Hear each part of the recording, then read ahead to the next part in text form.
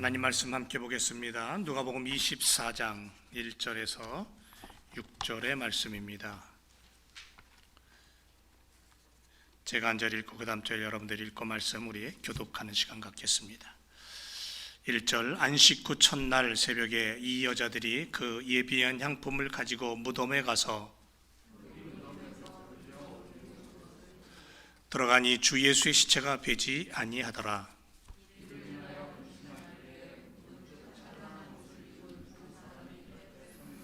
여자들이 두려워 얼굴을 땅에 대니 두 사람이 이르되 어찌하여 산 자를 죽은 자 가운데서 찾느냐.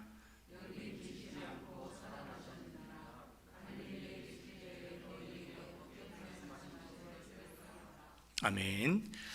오늘 부활주의를 맞이해서 생명력을 소유한 부활의 사람들이라는 말씀의 제목으로 함께 은혜를 나누기를 원합니다.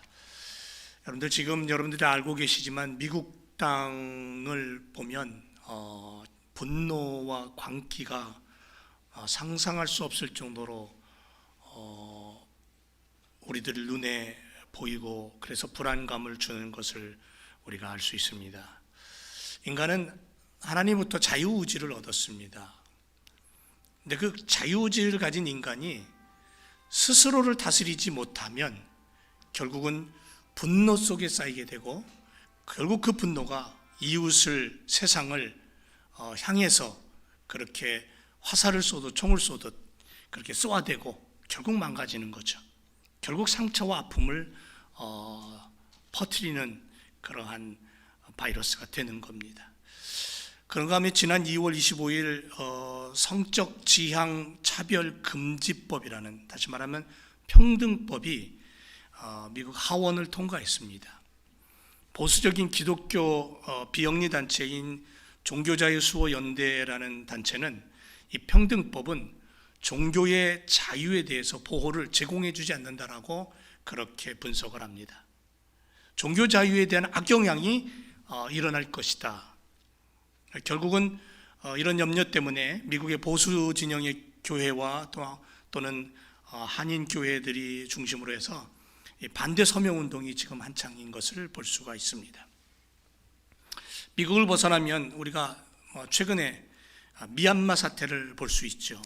그야말로 이 인간의 악함이 어디까지 갈 수 있는가를 우리들이 볼 수 있을 그런 소름 돋는 일들이 벌어지고 있습니다. 어린 아이들이 무참하게 피해를 당하고요. 수많은 사람들이 아픔을 겪고 있는 이 지구촌의 모습을 봅니다. 그래서 지구촌 뉴스를 보면 구석구석 고통과 휘몰아치는 아픔이 너무도 많은 것을 우리가 느낄 수가 있습니다. 그렇다면 이러한 시대에 서 있는 우리 믿음의 사람들은 어떤 마음을 가지고 하나님 앞에 나가야 할까요? 왜 이런 일들이 끊임없이 벌어지고 있을까요? 바닷가에는 5만 가지 쓰레기들이, 강에는 정말 상상할 수 없는 오물들이 결국은 지구를 망가뜨리고 있고 하나님 주신 이 아름다움을 파괴하고 있는 이 시점 앞에서 왜 이런 일들이 끊임없이 벌어지고 있는 것일까? 어쩌면 인간의 민낯을 보는 듯한 그런 아픔, 그런 쓰라림을 느끼게 됩니다. 죄악이 세상을 휘감고 있고, 그래서 세상은 점점 더 무서워져 가고 있고, 한순간도 마음을 놓고 어두워지면 길거리를 마음 놓고 걸어 다닐 수 없는 이런 시대 앞에서 긴장의 연속으로 살아가야 될 우리들의 삶, 특히 이민자를 살고 있는 이민생활하는 우리들에게 있어서 그런 삶 속에 그 한복판에 믿음의 사람들이 지금 서 있다라는 거죠. 마치 벼랑 끝에 서 있는 것처럼. 그런데 믿음의 사람들은, 하나님의 사람들은 그 벼랑 끝이라도 설 수 있는 용기가 필요한 시대입니다. 그래서 오늘 우리가 하나님 앞에 기도할 때, 하나님, 무덤 문을 열고 부활하신 그 주님을 내가 오늘도 붙잡고 이 세상이 나를 벼랑 끝으로 몰아세운다 할지라도 내가 그 벼랑 끝에 서서 하나님을 부를 수 있는 용기를 주옵소서라는 그런 고백이 우리에게 필요한 때입니다. 벼랑 끝에 서서 하나님께서 제시하시는 새로운 길을 향한 걸음을 옮길 수 있는 결단, 그것이 오늘 우리들에게 필요하다는 거죠. 왜냐하면 믿음의 사람들에게는 부활이 있기 때문에 그렇습니다. 부활하심이 있습니다. 주님께서 모진 핍박과 멸시와 채찍에 맞으시면서 살이 찢기는 그 고통을 당하시면서 십자가에 매달려 죽으셨습니다. 그리고 죽음으로 끝난 게 아니라 3일 만에 예수님은 무덤 문을 열고 부활하셨습니다. 믿으십니까? 무덤 문을 열고 부활하셨어요. 사도 바울은 돌이 날라옵니다. 돌에 맞아서 머리가 깨지고 피투성이가 됩니다. 몽둥이로 매질을 당합니다. 가만히 둘둘 말아서 매질을 하고 버려버립니다. 그런데 그는 그 죽는 죽음의 순간까지도 부활의 주님을 놓치지 않고 그 주님을 이야기했던 삶을 살았던 사람입니다. 기독교의 부활은 하나님의 약속입니다. 천국에 대한 소망입니다. 그래서 기독교는 예수님의 십자가와 부활 사건이라는 두 기둥 위에 세워진 그러한 종교입니다. 사도행전의 크리스찬들은 이 부활의 도, 부활의 진리를 가지고 그것을 전하며 살았던 사람들이었습니다. 예수님의 부활을 두고 처음부터 이상한 소문들이 번졌죠. 거짓된 소문들이 있었습니다.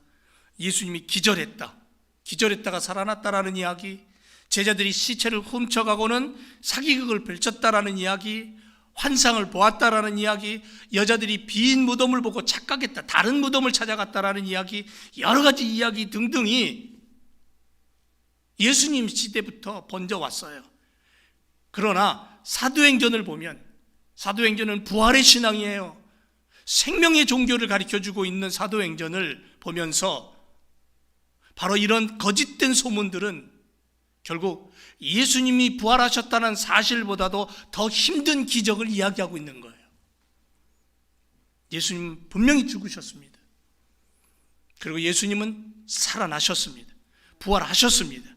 그것을 우리가 믿고 그 부활신앙으로 살아가는 것이 오늘 우리들의 신앙의 삶인 줄로 믿습니다. 그러면 오늘 부활주일 예배와 함께 그동안 코로나19로 미루어왔던 임직식을 갖게 되면서 하나님 앞에 먼저 감사드립니다. 그 영광, 오늘 있어지는 모든 영광 하나님 앞에 올려드리는 겁니다. 부활의 시간 앞에 우리들은 그래서 다음과 같은 고백을 해야 돼요. 첫째는 뭐냐면요, 부활은 감사를 고백해야 하는 시간이라는 거죠. 여러분 보시는 것처럼 이 그림이 뭔지 아시죠? 웬만한 사람은 다 압니다. 아무리 그림의 문외한이라도 이 그림은 압니다. 밀레가 그린 만종이라는 그림입니다. 초등학교 미술책에도 나오고요, 액자에 끼워서 집에도 걸어놓고요. 하루의 고된 일과를 마친 농부가 저녁 교회의 종소리를, 저 멀리 있는 교회에서 울리는 교회의 종소리를 들으면서 기도하는 전원적인 풍경입니다. 참 아름답죠. 보기 좋습니다. 그런데 이 그림은 그저 낭만적인 그림이 아니다는 이야기가 나옵니다. 이 그림을 통해서 은은히 들리는 교회의 종소리와 함께 작가가 이야기하고 싶었던 이야기가 있다라는 거예요. 신앙적인 이야기가 있다라는 거예요. 흔히들 여러분 쇠스랑과 그 씨감자를 담는 망태기, 부부의 발밑에 있는 그 조그마한 망태기가 하나 있습니다. 거기에는 아마 씨감자가 들어 있었을 것이고요. 그리고는 또 이렇게 그 밭을 이렇게 고랑을 내는 어떤 조그마한 갈고리도 들어 있었을 것이고, 그 옆에 또 이렇게 긴 삽 같은 것들이 이제 꽂혀 있고 땅에. 그런데 1963년 과학이 발달해서 엑스레이로 이 그림을 검사를 해봤더니 놀라운 게, 그림을 처음 그릴 때 초벌을 하잖아요. 그때에 그렸다가 지워버린 흔적을 발견을 한 겁니다. 그런데 그 처음 살짝 초벌했던 그 그림을 확인을 해보니까 애지중지하던 아기의 시체가 담겨있는 관이 있었다라는, 놓여 있었다라는 그러한 슬픈 이야기입니다. 배고프지만 씨감자를 감사함으로 심으면서 겨울을 지나 30배, 60배, 100배의 수확을 거두겠다는 믿음으로 농부는 일터로 나갑니다. 밭으로 나갑니다. 그런데 그 슬픔과 배고픔 속에서 참지 못하고 먼저 세상을 떠난 아기가 있습니다. 그걸 땅에 묻는 거예요. 육체는 썩지만 예수님께서 부활의 첫 열매가 되신 것을 믿으면서 이 아기도 부활에 동참해 주님 오시면 부활할 것이다라는 것 같아요. 부활에 대한 믿음을 가지고 감사함으로 지금 거기 서 있는 거예요. 부부 생활, 이 부부의 부활에 대한 신앙 고백을 그 그림을 통해서, 이 그림을 통해서 우리가 느낄 수 있다라는 겁니다. 여러분, 부활은 성도들에게 있어서는 감사가 가슴 깊은 곳에서부터 올라와야 되는 거예요. 부활을 주신 그 은혜에 얼마나 감격스러운지 모릅니다. 무덤을 찾아왔던 여인들이 빈 무덤을 보고 흰옷 입은 천사들이 살아나신 소식을 전해줄 때에 얼마나 기뻤을까요? 오늘 임직을 하는 장로님, 안수 집사님, 그리고 두 분의 권사님, 그리고 여기 모인 우리 사랑하는 성도님들 모두에게 감사가 풍성한 그러한 시간이 되고 그 감사가 올 한 해에 멈춰지지 않기를 주님의 이름으로 축원을 드립니다. 또 하나, 두 번째는 부활은 자유예요. 자유를 선포하는 시간이에요. 무덤 안에 잠들어 있거나 갇혀 있지 않고 무덤 문을 열고 살아나신 주님이에요. 천사들은 주님의 부활을 여인들에게 전합니다. 보여줍니다. 주님은 부활을 통해 우리들에게 진정한 자유를 허락하신 분이에요. 쇠사슬에 묶여있던 우리들, 죄의 쇠사슬, 억압의 쇠사슬, 분노의 쇠사슬, 미움과 시기와 질투의 쇠사슬에 묶여있던 우리들을 주님은 십자가로 그 모든 죄를 용서하시고 무덤 문을 열고 부활하심으로 그 사슬을 끊어버리신 거예요. 진리를 알지니 진리가 너희를 자유케 하리라고 말씀하셨어요. 스펄전 목사님이 어느 날 길을 가는데 꼬맹이 하나가 새장 속에 있는 새를 괴롭히는 거예요. 그래서 걸음을 멈추고 묻습니다. 야, 너 뭐 하려고 그렇게 하고 있니? 그랬더니 얘가 하는 얘기가 내가 이 새를 괴롭히다가 죽여버릴 거예요. 그러는 거예요. 그래서 이불을 줄 테니까 그 새 나한테 팔을래 그랬더니 얼씨구나 하고 팔았어요. 샀어요. 이불 주고 산 새를 날려보냅니다. 그리고 이틀 뒤 부활절날 스펄전 목사님이 이런 설교를 했답니다. 마귀는 인간을 괴롭히다가 죽이려고 합니다. 그러나 하나님께서는 독생자를 주시는 엄청난 값을 지불하고 우리를 자유케 하셨습니다. 이 시간 예수님의 십자가, 예수님의 부활의 역사를 믿으시기 바랍니다.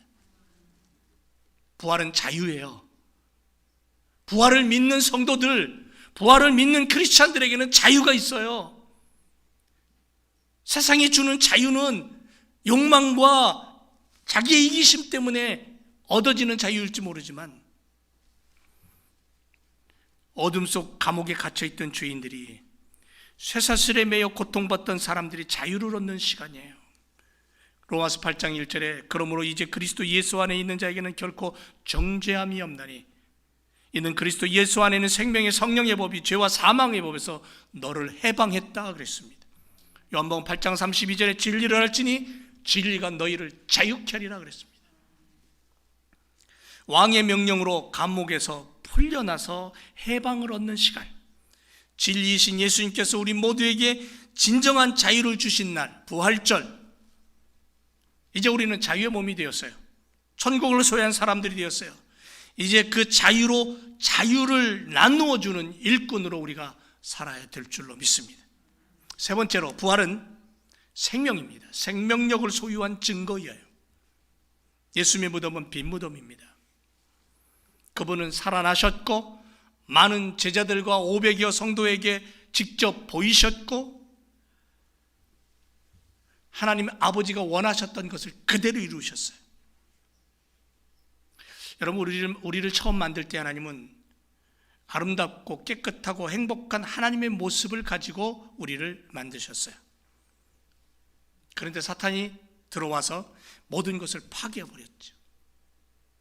악하고 더럽고 미워하는 모습으로 그렇게 만들어버렸어요. 그래서 인간은 못된 짓을 즐거워하고 파괴하고 죽이고 망가뜨리는 일을 좋아하게 되었다라는 거죠. 죄악 속에 있는 인간의 모습이에요. 예수님은 하나님의 명령을 가지고 우리 가운데 오셔서 죽으시고 부활하심으로 우리에게 다시 하나님이 원하시는 그 모습으로, 본래의 그 모습으로 우리를 새롭게 만들어 놓으셨다는 거예요. 예수 그리스도의 이름으로 우리의 모습이 하나님이 원하시는 행복과 즐거움의 모습, 기쁨의 모습으로 바뀌어버리는 거예요. 이전 것은 지나갔으니 보라 새 것이 되었다라고 했어요. 새로운 창조, 새로운 모습입니다.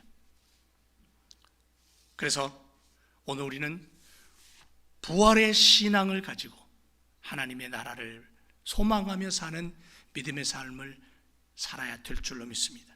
말씀을 결론 맺습니다. 부활의 신앙을 소유한 것은 내 의지나 내 생각으로 되지 않고 성령 하나님이 내게 오셔서 나에게 확신을 줄 때 가능한 거죠. 그래서 오늘 이 시간에도 우리는 성령님 나를 도와주셔서 부활의 신앙으로 확신을 가지고 살아가게 해달라고 우리는 그렇게 성령 하나님께 도움을 요청하고 그 믿음을 가지고 우리가 이 땅을 살아서 하나님이 원하시는 하나님의 아들과 딸로 승리하는 그러한 믿음의 삶을 살아야 될 줄로 믿습니다. 기도하겠습니다.